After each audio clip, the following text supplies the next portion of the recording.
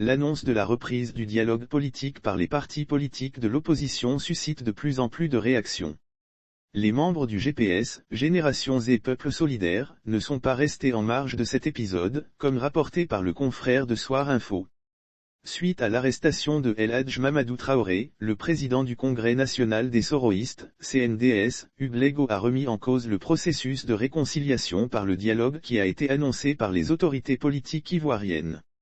Mettre fin aux arrestations pour une réconciliation véritable, on ne peut pas parler de dialogue, de réconciliation et continuer encore à arrêter des cadres de la Génération Z Peuple Solidaire, GPS. Il faut que ces arrestations s'arrêtent pour que nous puissions aller à la réconciliation véritable. Ces arrestations ne sont pas de nature à rassurer nos militants sur leur sécurité, elles effraient nos militants, a-t-il observé. Poursuivant, Hugues Lego a exprimé son indignation pour l'enlèvement de son compagnon de lutte dans la nuit du 14 janvier 2022.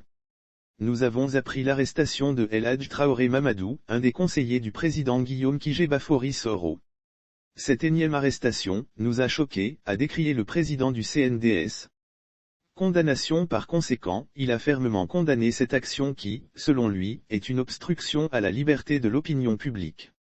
En tant que soroïstes, nous condamnons cette manière de faire les choses, de faire la politique. Nous disons qu'il faut laisser les gens s'exprimer librement, il faut laisser les gens manifester, il faut laisser les gens dire ce qu'ils pensent. Ça ne sert à rien de vouloir empêcher la liberté de l'opinion publique. Nous condamnons fermement l'arrestation de El Hadj Traoré Mamadou et nous demandons que le pouvoir puisse le libérer, a plaidé Hugues Lego. Le seul membre de GPS à s'exprimer publiquement sur tous les sujets d'actualité et à dénoncer la politique du pouvoir RHDP. Rappelons que, dans un message publié sur les réseaux sociaux, le responsable de communication de Guillaume Soro, Touré Moussa a également dénoncé l'enlèvement de M. Traoré, membre du comité d'orientation et de coordination de GPS, cette nuit du 14 janvier 2022 à son domicile, à Abidjan. Lire aussi Crise en Afrique, un spécialiste en sécurité politique pointe du doigt les chefs d'État. Pourtant, El Hadj Mamadou Traoré est le seul membre de GPS à s'exprimer publiquement sur tous les sujets d'actualité et à dénoncer la politique du pouvoir RHDP. Il avait œuvré pour la libération de son compagnon Ben Souk qui a été enlevé au Mali.